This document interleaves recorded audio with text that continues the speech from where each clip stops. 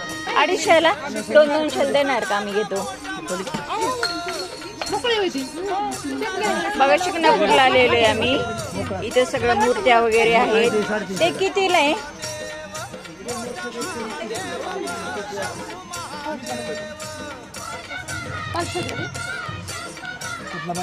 आणि महादेवची पिंड कितीला आहे ही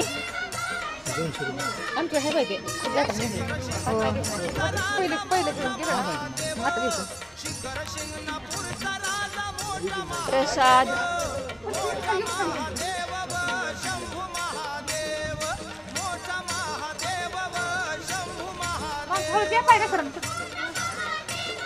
श्रावण महिन्यात शेवटचा दिवस आहे त्यामुळे खूप महादेवाला गर्दी आहे